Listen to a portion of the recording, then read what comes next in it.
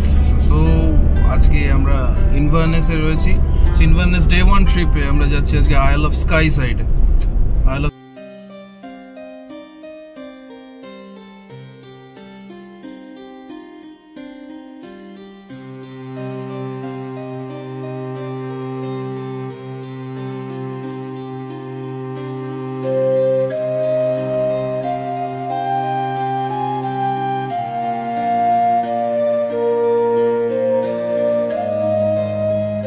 আমি এখন দাঁড়িয়ে আছি ইনভারনেসের ইলেন ডোনান ক্যাসেলের সামনে। এটা সেই ক্যাসেল যেখানে জেমস বন্ডের ওয়ার্ল্ড ইজ নট এনাফ এর শুটিং হয়েছিল। এই ক্যাসেলটার এরকম, এটা একটা ভগ্নাংশ, মানে প্রচুরবার এটার মধ্যে ফায়ারিং করে এটাকে ধ্বংস করে দেওয়ার চেষ্টা করা হয়েছে, বাট যেটা দেখছি সেটা আমাদের যেটা লেফট ওভার। আমরা কিছুটা যাবো ক্যাসেলের ক্যাসেলটাকে কাছ থেকে দেখবো প্যারালালি। এখান থেকে আমাদের পেছনে আমাদের একটা লক আর সুন্দর বিউটিফুল সিনারি। ওখানে রোদ পড়েছে কি সুন্দর পাহাড়ের ওপর। So let's see the Eilean Donan castle. এটা এখানে একটা ক্যাফে এবং টিকিটস কফি শপ। এখানে 12 পাউন্ডস করে ticket per head into the castle. আর যদি ব্রিজটায় উঠে আমরা ঘুরতে চাই ক্যাসেলের কাছে দেখতে, it is around 3 pounds per each. So per head.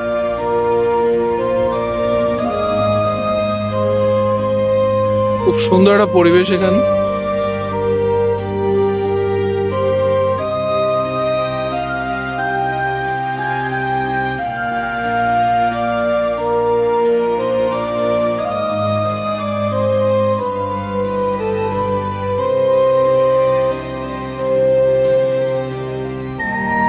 আমরা এখন একটা এক্সটার্নাল টিকিট নিয়ে এগোচ্ছি টুয়ার্ডস দ্য ক্যাসেল। ক্যাসেলের ভেতরে আমরা যাব না।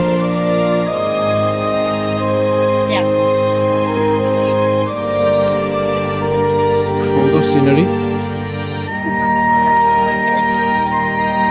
মিডল অফ দ্য উইক, তাও প্রচুর ভিড়। লোকে আসে এই জায়গাটায়।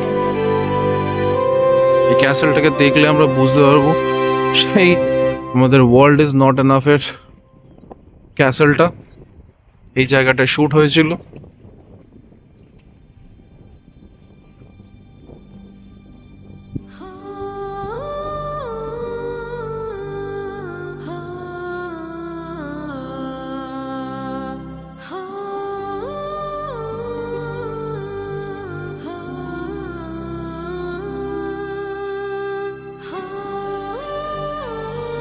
ইলেন ডোনান ক্যাসেল এর ফাউন্ডার হচ্ছে ডনান অফ উইক, আর 617 সালে এটা ফাউন্ডেড হয়েছিল।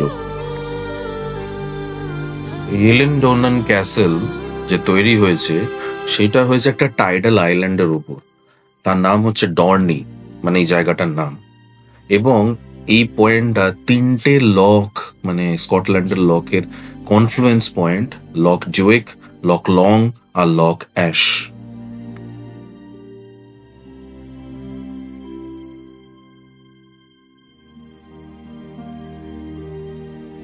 18th সেঞ্চুরির জেকোবাইট রেবেলিয়নের সময়কার ঘটনায় এই ক্যাসেলটা হয়ে যায় একটা ভিকটিম, এবং যা ডিস্ট্রাকশনের তখনই হয়ে যায়। তো যেটা আমরা দেখছি এটা রিমেইনিংস বেসিক্যালি।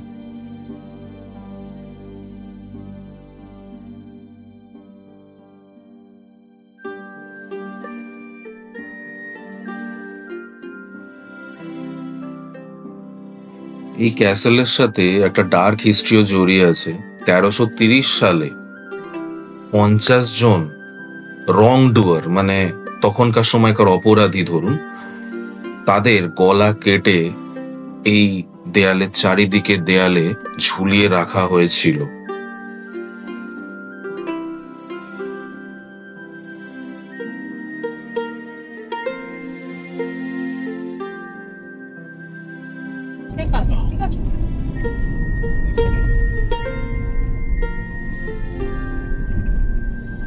তো ইলেন ডোনান ক্যাসেল দেখে নিয়ে আমরা নেক্সট যাচ্ছি on the way to পোর্ট্রি।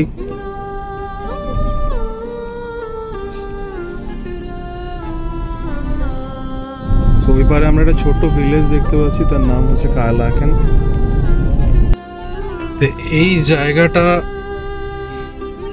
Basically সিতে কানেক্টেড এই সাইড থেকে। অ্যান্ড আমরা যে ব্রিজে উঠছি সেইটাকে বলে স্কাই ব্রিজ। সুন্দর C view on the right, ছোট ছোট বোটস যাচ্ছে, আমরা স্কাই ব্রিজ থেকে আরো বেটার দেখতে পাবো। তো আইল অফ স্কাই এর আইলস গুলোকে কানেক্ট করে এই স্কাই ব্রিজ। তো আমরা এখন এই স্কাই ব্রিজের উপর উঠবো আর সুন্দর সিনারি।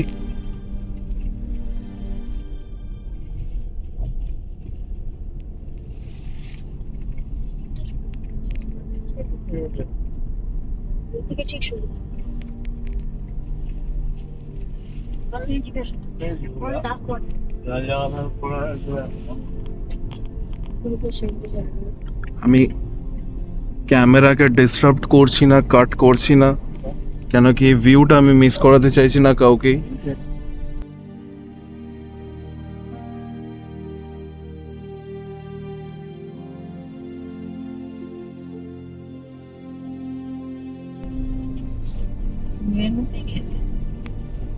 এই এরিয়ায় দু ধরনের পাহাড় আছে, রেড কলিন্স আর ব্ল্যাক কলিন্স নাম দেওয়া হয়েছে।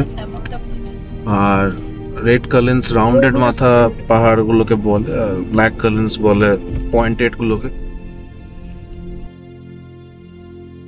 যেতে যেতে একটা ছোট্ট ঝর্ণা দেখতে পেলাম। সবকিছু ছেড়ে এবার এগিয়ে যাচ্ছি পোর্ট্রির দিকে। এই যে সামনে লকটা, তার ঠিক ওই পারে গা দিয়ে হলো পোর্ট্রি শহর। আমরা এখন ইনসাইড পোর্ট্রি এসে পড়েছি। আমরা এখন পোর্ট্রিতে, এটা হলো পোর্ট্রি টাউনের স্কোয়ার একটা। তো এখানে আমরা নামবো, নেমে একটু ঘুরবো, লাঞ্চ করবো।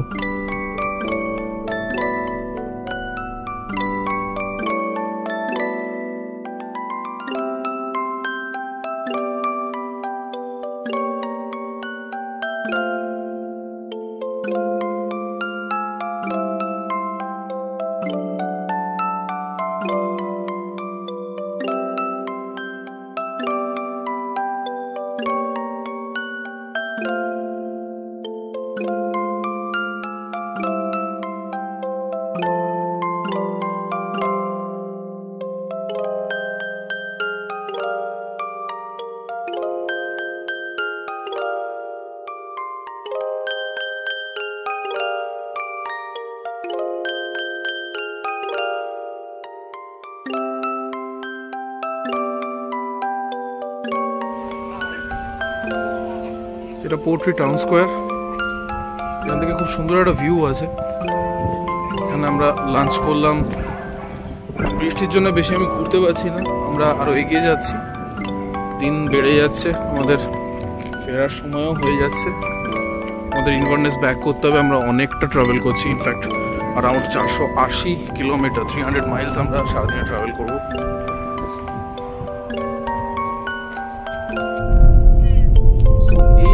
দেখতে পাচ্ছি এটা হচ্ছে the old man of store. এবং লেজেন্ড বলে যে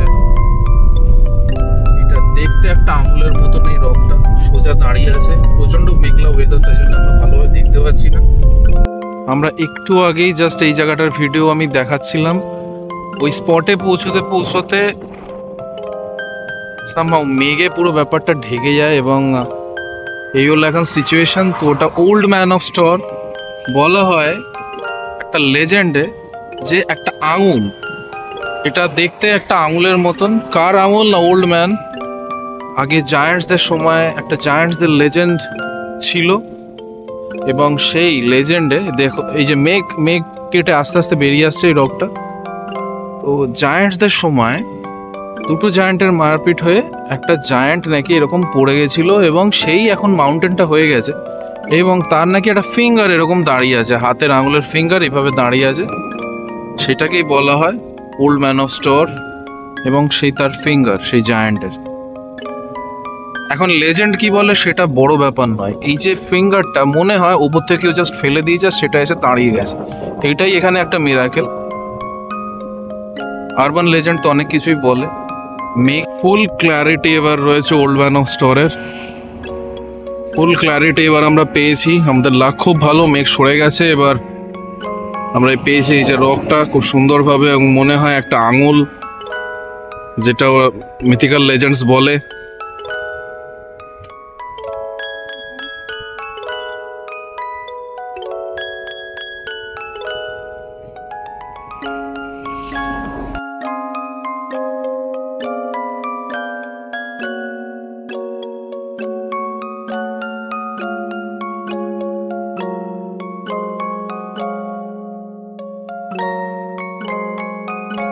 আমার পেছনে এখন একটা ভিউ পয়েন্ট, যেটা হচ্ছে দ্য লিটল ফলস, স্কটল্যান্ড।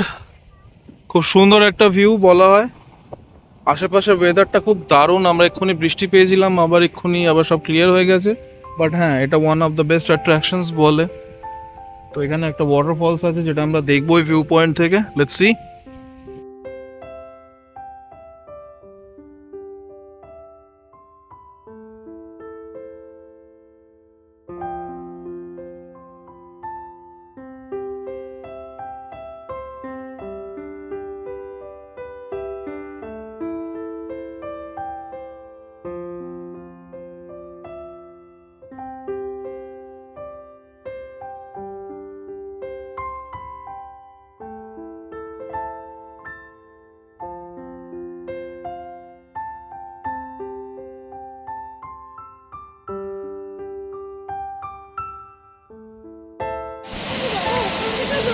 এই ফলসটা বলা হচ্ছে রিভার লিল্ট, এটা ফ্লো করছে তাই জন্য লিল্ট ফলস।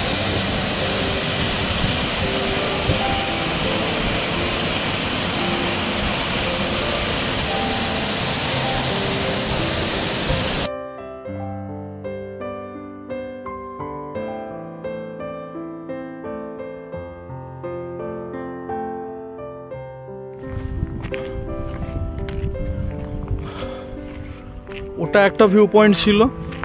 আমরা এবার চেষ্টা করছি আর একটা ভিউ পয়েন্টে গিয়ে আরো বেটার ভিউ দেখানোর আর দেখারও। অবভিয়াসলি আমরা ফার্স্ট টাইম।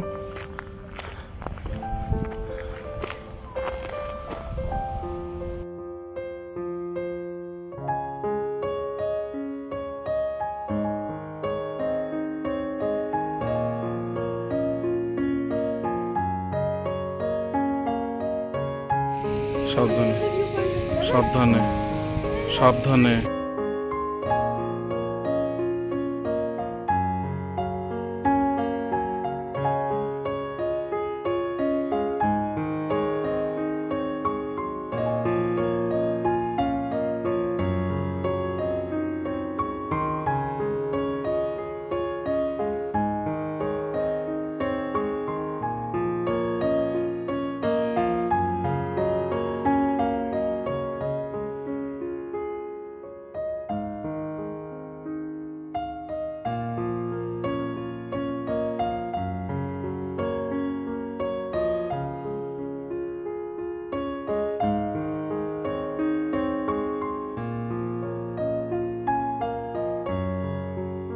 হ্যালো, সো আমি এখন, আমার পেছনে হচ্ছে কিল্ড রক ভিউ পয়েন্ট। তো একটু দেখি আমরা এই ভিউ পয়েন্টটা কেমন লাগে সি সাইডে। প্লাস আর একটা এখানে ফ্যাসিনেটিং জিনিস হচ্ছে এই ভিউ পয়েন্টে, রকি সাইডে, কোস্টাল সাইডে প্রচুর ডাইনোসর ফুটপ্রিন্টস পাওয়া গেছে অ্যারাউন্ড দ্য ইয়ার 2017। তো সেটাকেও এখানে ইমপ্রিন্ট করা হয়েছে। তো প্রচুর জায়গা আছে, সেখানে নেমে তো দেখা যাবে না। তো এইরকম ফুটপ্রিন্টস পাওয়া গেছে যেগুলো এখানে দেখানো হয়েছে। Let's see.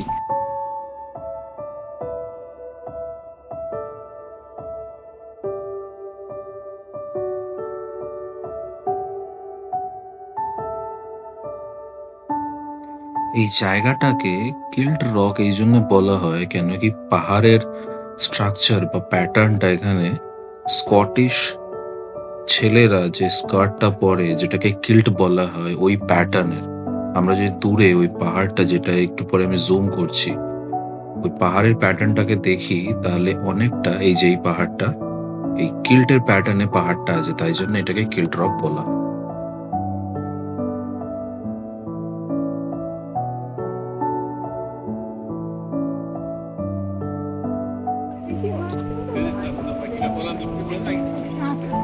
এটা হলো নর্থ সি, আর দূরে যে আমরা ল্যান্ডমার্কটা দেখতে পাচ্ছি সেটা হচ্ছে স্কটিশ মেন ল্যান্ডস, আর আমরা আছি আইল অফ স্কাইতে।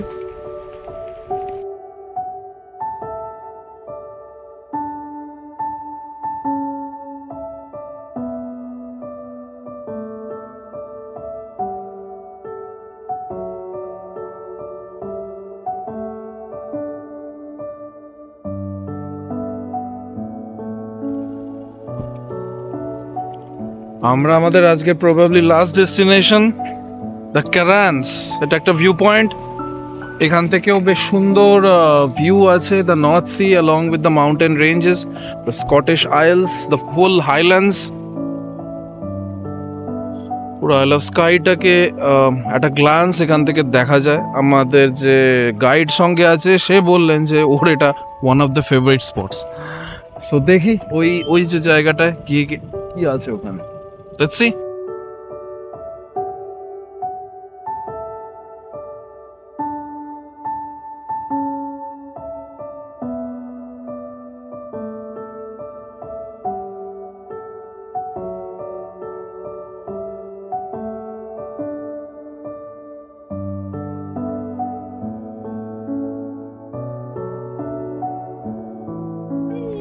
সো এই আমার পেছনে ভিউ পয়েন্টটা থেকে আমরা দেখলাম একটু আগে, তো অদ্ভুত ভিউ, অপূর্ব ভিউ। আর যেটা ভালো হয়েছে এর মধ্যে সেটা হচ্ছে যে বৃষ্টিটা থেমে গেছে, তাই আমরা নেমে ঘুরতে পারছি। আর খুব সুন্দর, মানে সানের গ্লেয়ারটা এতটাই যে আমাকে চোখ ছোট করে রাখতে হচ্ছে। খুব সুন্দর লাগছে এখানে, খুব কুল কাম পরিবেশ। আর অনেক মানুষ এসছে, দেখছে, ফটো তুলছে। ওইখান থেকে দ্য নর্থ সি, এইখান থেকে আইল অফ স্কাই শেষ হচ্ছে আর ওখানে নর্থ সি শুরু হচ্ছে। আর ওই পাশে যে আমরা মেনল্যান্ডটা আবছা দেখতে পাচ্ছি সেটা স্কটিশ মেনল্যান্ড, স্কটল্যান্ডের। তো সেখানে আমরা ফিরে যাব ইনভারনেসে আবার। সেই হলো ব্যাপার। দিস ইজ দ্য কোরাং। তো আজকে ইনভারনেস থেকে আইল অফ স্কাই পোর্শনের প্রচুরটা দেখলাম আমরা, অনেকটা। তাও শেষ হয়নি, শেষ করাও যায় না। ওয়েদার খারাপ ছিল, অনেক কিছু ছিল, প্লাস পুরোটা কভার করা যায় না। আইল অফ স্কাই অ্যাকচুয়ালি 2 দিন লাগে। তাও যে পোর্শনটা আমরা দেখলাম সেটা দেখালাম, আর আশা করি ভালো লেগেছে। প্লিজ কমেন্টে বলো, ভালো খারাপ যা লাগছে সেটা প্লিজ কমেন্টে বলো সবাই, তাতে আরও ইমপ্রুভমেন্টের মানে চেষ্টা করব। হোপ ভিডিওসগুলো ভালো লাগছে। আমি আলাদা আলাদা জায়গায় গিয়ে আলাদা আলাদা জায়গার ভিডিও বানাতে পারছি, চেষ্টা করছি সবাইকে দেখানোর। সো প্লিজ এনজয় করো, সবাই দেখো। তো